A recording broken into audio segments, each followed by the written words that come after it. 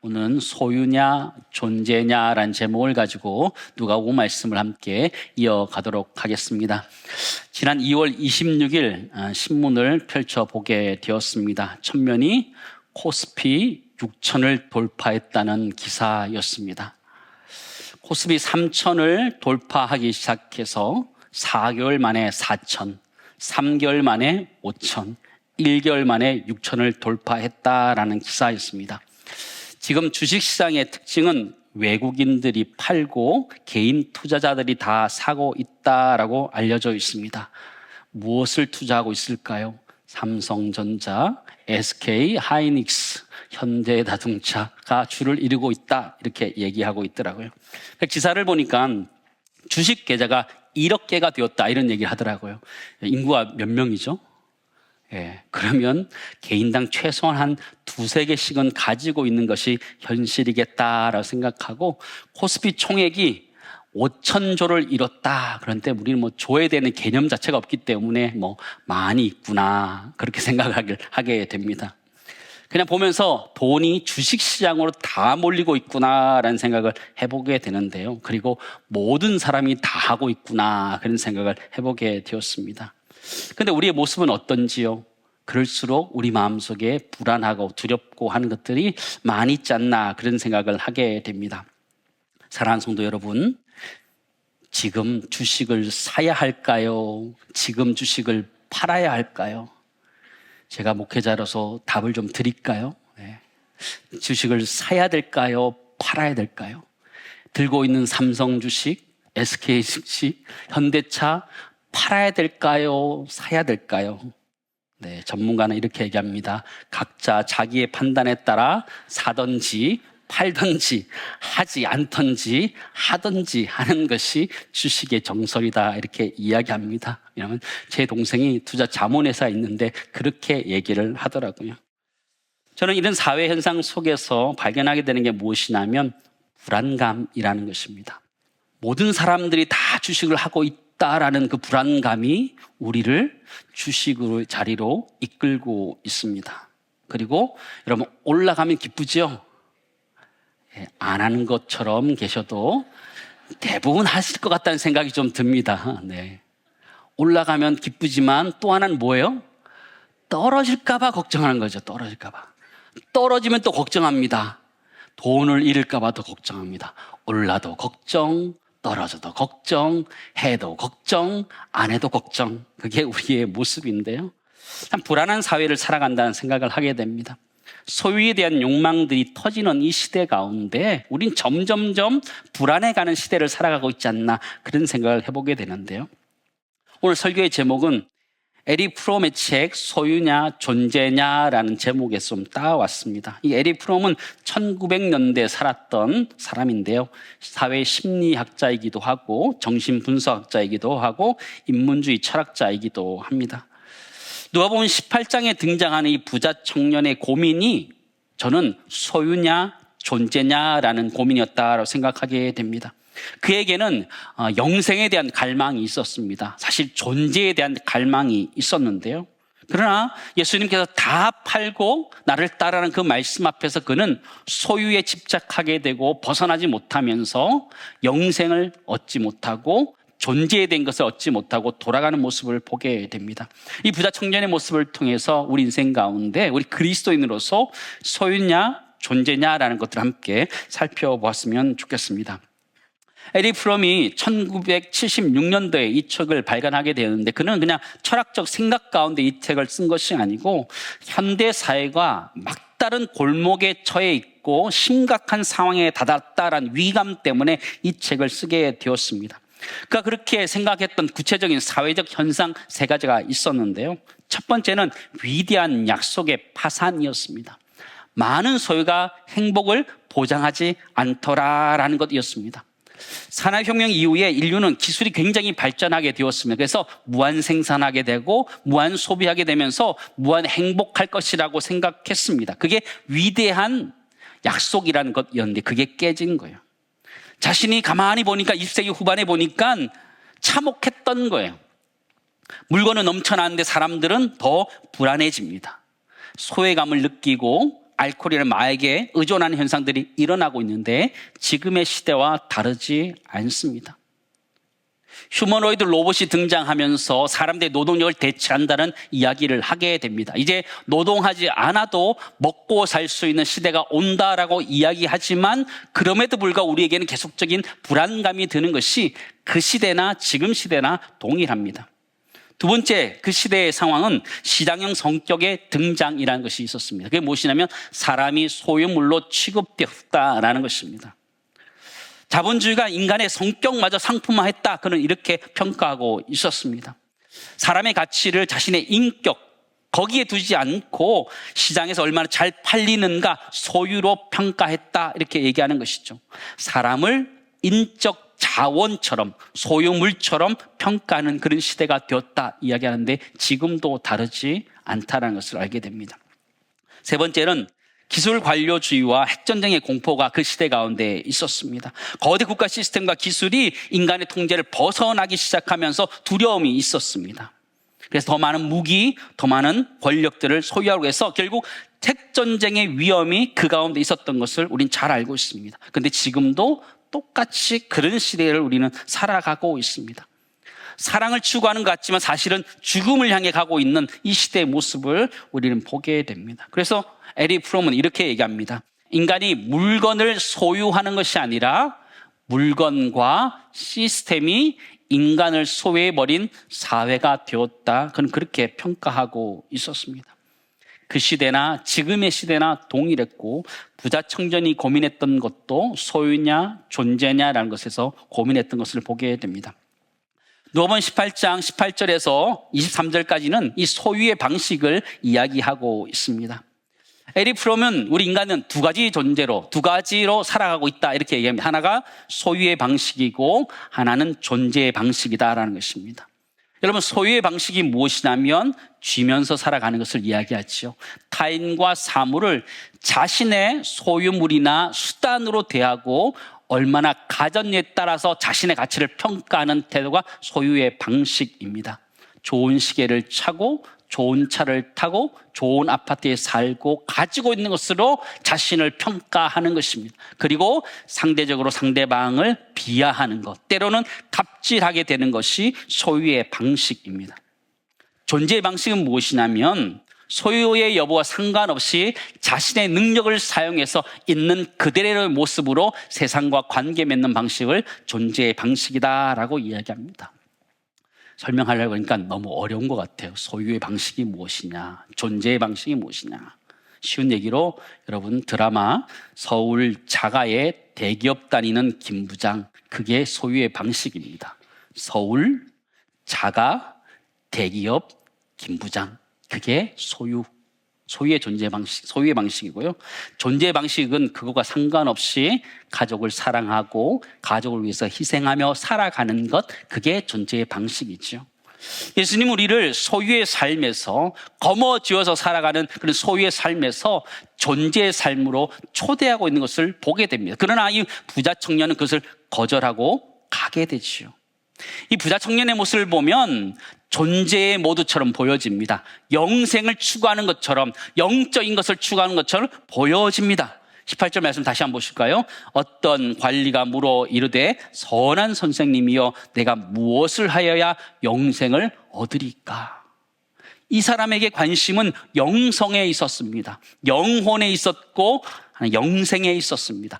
존재에 대한 관심이 있는 것처럼 보여집니다. 그러나 이 영혼에 대한 것들, 영생에 대한 것들조차도 존재가 아니라 소유의 관점에서 접근하고 있다는 거예요. 선한 선생님이여 내가 무엇을 하여야 영생을 얻으리까? 이렇게 얘기하는, 영생을 얻는 것이다, 그렇게 이야기하는 것이죠. 주님이 계명을 그에 가르쳐 줍니다. 20절, 21절 말씀 보시기 바랍니다. 같이 읽습니다. 내가 계명을 안 하니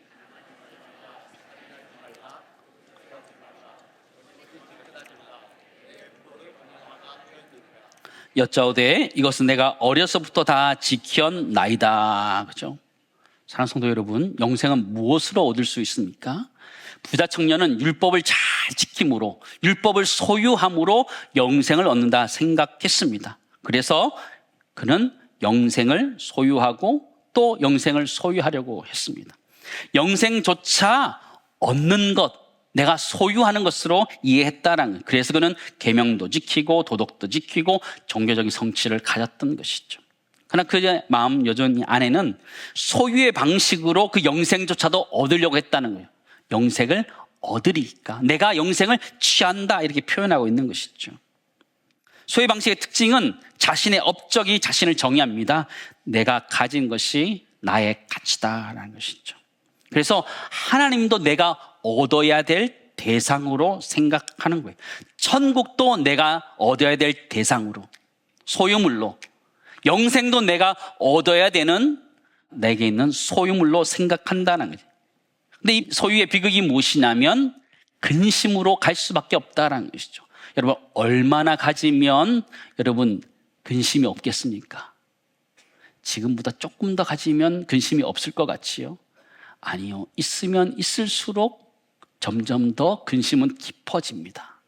우리가 이렇게 웃을 수 있는 것은 소유가 없기 때문에 웃을 수 있는 것이 아닐까라는 생각을 해보게 됩니다. 형제 자매가 우애하는 것은 집안에 돈이 없기 때문에 우애하지요. 다툴 일이 없습니다. 싸울 일이 없습니다. 그저 아무 소식 없으면 그게 가장 기쁜 소식이라는 것, 저는 많이 경험하게 됩니다.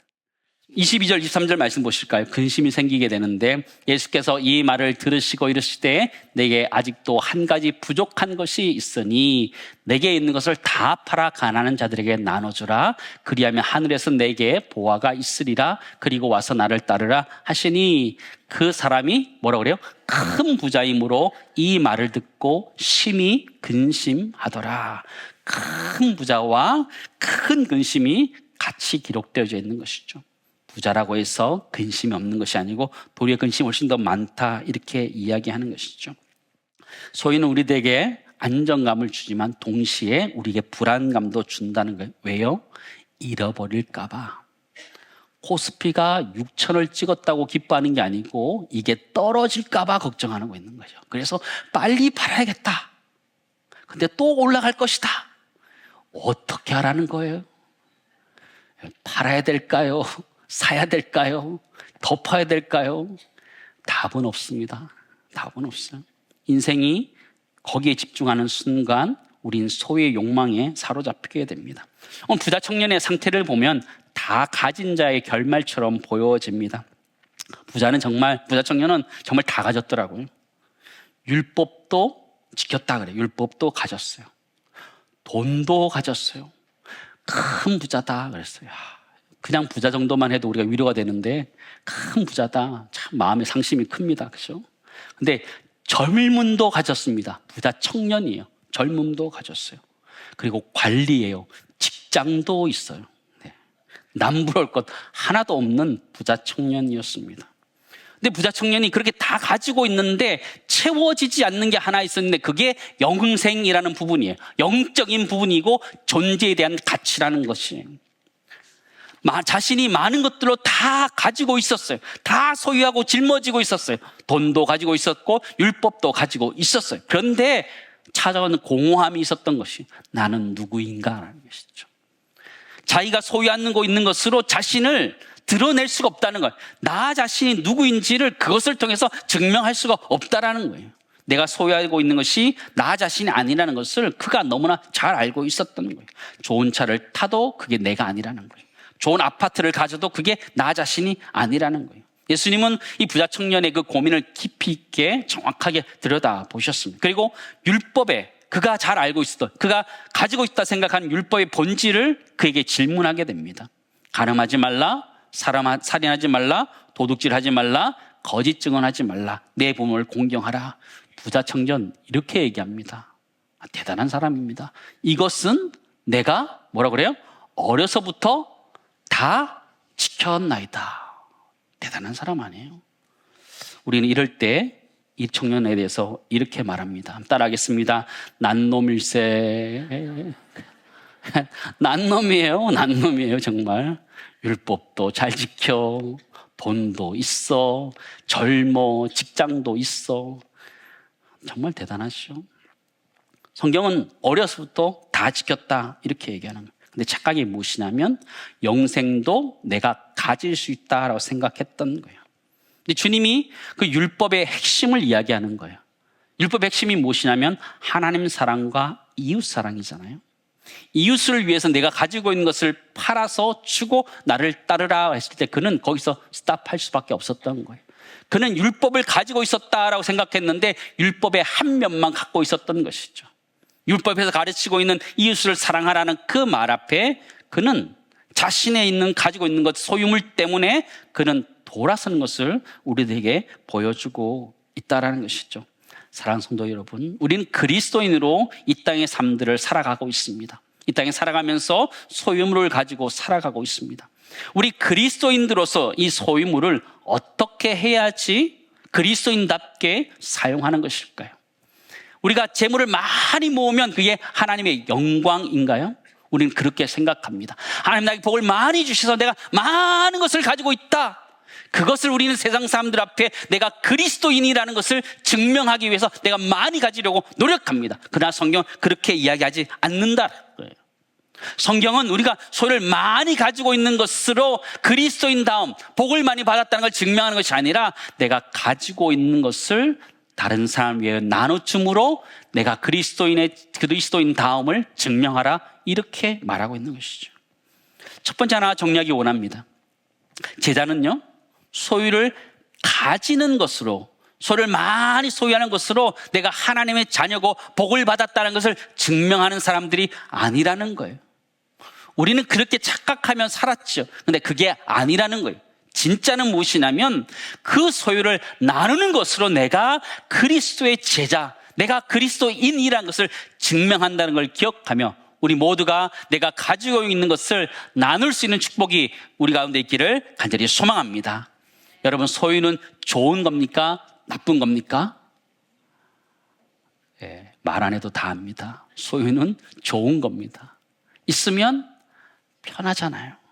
그죠? 있으면 힘든 거 내가 안 하고 시키면 되잖아요. 그죠? 시키면 되잖아요. 근데 문제가 무엇이냐면 나는 편한데 상대방이 힘들어질 수 있고, 때로는 내가 편하자고 다른 사람을 소유물처럼 대할 수도 있고, 때로는 갑질할 수도 있고, 그런 것이 소유에 대한 개념이라는 것이죠. 오늘 성경 말씀으로 다시 돌아가서 24절에 30절은 존재의 방식에 대해서 주님 물어보고 우리에게 도전하고 있습니다. 주님은 다 팔고 나를 따르라 이렇게 이야기합니다. 22절, 23절 다시 한번 읽도록 하겠습니다. 같이 읽습니다. 예수께서 이 말을 들으시고 이르시되 내게 있는 것을 다 팔아 가난한 자들에게 나눠주라. 그리하면 하늘에서 내게 보화가 있으리라. 그리고 와서 하시니 그 사람이 큰 부자이므로 이 말씀을 듣고 심히 근심하더라. 이 말씀 듣고 심히 근심하게 되었다. 예수님이 이 부자의 재산을 빼앗기 위해서 이야기하는 거예요? 그게 아니에요. 소유의 관점에서 살아가던 이를 존재의 관점으로 살 수 있도록 말씀하시는 거예요. 무엇을 가졌느냐가 아니라 누구와 함께 하고 있느냐, 그의 관점을 바꿔주고 있는 것이죠. 여러분, 영생이라는 것은 무엇입니까? 영생이란 것이 천국입니까? 영생은 천국과는 좀 다릅니다. 여러분, 영생은 영원한 생명을 이야기하는 것이죠. 그리고 그것을 장소적으로 표현할 때 그것을 천국이다, 천당이다 이렇게 표현한 것이죠. 그렇다면 성경적인 영생은 무엇인지, 구원은 무엇인지 우리가 명확히 알 필요가 있습니다. 예수, 천당, 불신, 지옥 이야기하는데 그렇게 표현하기에는 너무나 많이 부족한 것이 있다라는 것이죠. 영생이 무엇인가요? 요한복음 17장 2절은 이렇게 이야기합니다. 영생은 곧 유일하신 참 하나님과 그가 보내신 자 예수 그리스도를 어떻게 하는 거예요? 아는 것이다. 그렇죠? 영생이라는 것은 우리에게 생명을 주신 하나님을 아는 것, 그게 영생이라는 거예요.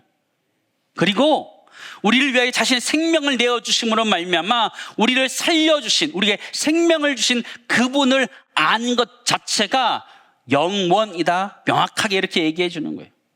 영원은 내가 소유하는 것이 아니라 내가 그와 함께 존재하는 것, 그게 영생이라는 것이죠.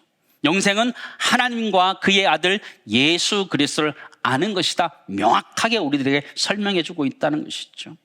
영생은 그를 아는 것인데요. 여러분, 안다라는 것도 소유가 아니라는 거예요. 안다라는 것은 소유가 아니라 관계라는 것들을 우리가 알 필요가 있습니다. 우리는 누구에 대해서 안다라고 하면 정보적인 관점에서, 소유의 관점에서 안다라고 이야기합니다. 많이 알면 그 사람에 대해서 안다라고 이야기합니다. 많은 정보를 가지고 있으면 안다라고 이야기해요. 그러나 성경에서 말하는 안다라는 단어는 야다라는 단어인데, 인격적인 관계 속에서 아는 것을 이야기하는 거예요. 내가 하나님을 알고 예수 그리스도 아는 것은 성경적 지식을 많이 가지고 있다, 그게 아니라는 거예요. 그와 함께 인격적인 교제를 가지고 살아가는 것, 그게 안다는 것이고, 그렇게 살아가는 것이 영생이라고 우리에게 말씀해 주고 있는 거예요. 두 번째, 영생이라는 것은 무엇이 아니라 누구라는 것을 우리는 알 필요가 있습니다. 우리는 영생을 얻었다, 가졌다, 소유했다, 그런 개념으로 가질 때가 참 많이 있습니다. 나는 이제 영생을 가졌기 때문에 마음대로 살 수 있다, 천국이 보장되기 때문에 마음대로 살 수 있다 생각합니다. 그거는 소유의 관점에서 영생을 보기 때문이에요. 내가 얻었다라고 얘기하는 거죠. 그러나 그렇게 얻어서 가질 수 있는 것이 아니라는 거예요. 성경은 영생이라는 것이 하나님과 예수 그리스도를 아는 것이다라는 것이죠. 관계고 그분을 알아가는 것, 그게 영생이라는 것이죠. 세 번째, 영생이라는 것은 결과가 아니라 과정이라는 것을 여러분 잊지 않아야 됩니다. 소유의 관점에서 보면 여러분 예수 믿고 천당, 그죠? 구원받은 것, 영생을 얻은 것, 그렇게 생각합니다. 내 노력의 결과이고 내가 얻은 것이라 생각해요. 그러나 존재의 관점에서 보면 영생이라는 것은 그분과 함께 걸어가는 과정이라는 것을 우리가 알아야 돼요. 그분을 알고 그분과 함께 살아가는 것이 진정한 영생이라는 것이죠. 우리는 영생을 소유하려고 하지만 주님은 영생으로 살아가라, 영생으로 존재하라 우리에게 말하고 있다는 것은 우리가 알 필요가 있어요.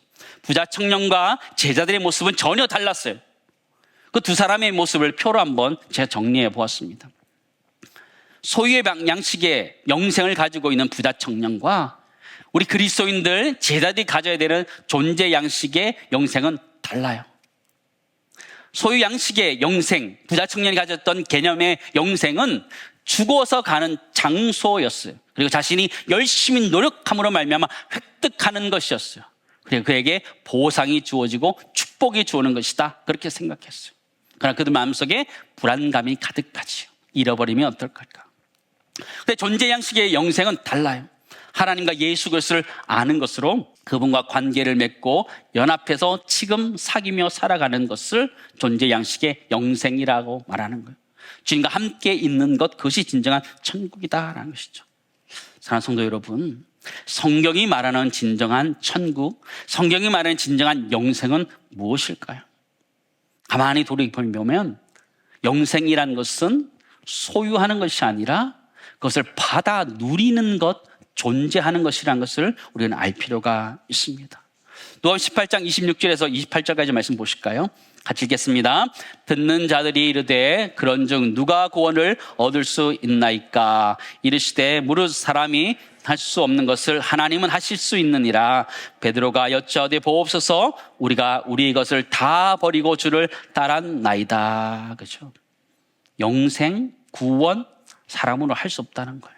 내가 율법을 잘 지킴으로 구원 얻을 수 있느냐? 안 된다라는 거예요. 율법을 내가 거머쥡으로, 소유함으로, 지켜냄으로 내가 영생을 얻을 수 있는가? 그게 아니다라는 거예요. 사람으로 할 수 없다. 그러나 하나님은 하신다 말씀이에요. 하나님은 하신다. 구원은 하나님 나에게 주셔서 받은 것인 줄 믿습니다. 영생은 하나님 나에게 주셔서 받은 것이지 내가 노력해서 얻은 게 아니라는 것을 끊임없이 우리는 기억해야 돼요. 어린아이가 엄마가 선물을 줄 때 그냥 넙죽 받지요. 그게 우리의 구원이고 우리의 영생이라는 거예요. 하나님 값없이 우리에게 주셨기 때문에 그게 받아 누리는 것이죠. 중요한 것은 내가 그것을 받아 누리느냐는 것이죠. 내가 노력해서 얻어내려고 뺏어내는 것이 영생이고 천국이 아니라 그분과 함께 살아가는 과정, 영원한 삶처럼 살아가는 것, 그분을 알아가는 것이 영생이라는 것을 성경은 우리들에게 말해주고 있는 거예요. 여러분, 소유의 방식은 내가 만든 나예요. 구원도 내가 얻은 거예요. 그러나 존재 방식의 구원이라는 것은요, 하나님이 내게 주신 선물이에요. 하나님이 만드신 날. 사랑하는 성도 여러분, 여러분은 어떤 사람이세요? 내가 만든 우리 자신이에요? 아니면 하나님 만든 우리의 인생이세요? 여러분 인생 한번 돌아보시기 바랍니다. 난 내가 열심히 살았어. 최선을 다해 살았어. 그리고 믿음도 가졌어. 내가 직분을 가졌어. 그렇다면 그건 소유의 관점, 부자 청년과 다르지 않다는 거예요. 영생은 내가 무엇을 해서 가질 수 있는 것이 아니고 하나님 나에게 주신 선물이라는 것을 잊지 않고 그것을 받아 누릴 수 있기를 간절히 소망합니다. 두 번째 정리하기 원하는 것은요, 제자는 영생을 소유하는 자가 아니라 영생을 따라가는 자라는 것을 잊지 않았으면 좋겠습니다. 영원한 생명 대신 예수 그리스도를 따라가는 것이 진정한 제자다라는 걸 기억하고 우리 모두가 영원한 생명 대신 예수 그리스도를 따라 살아갈 수 있기를 간절히 소망합니다.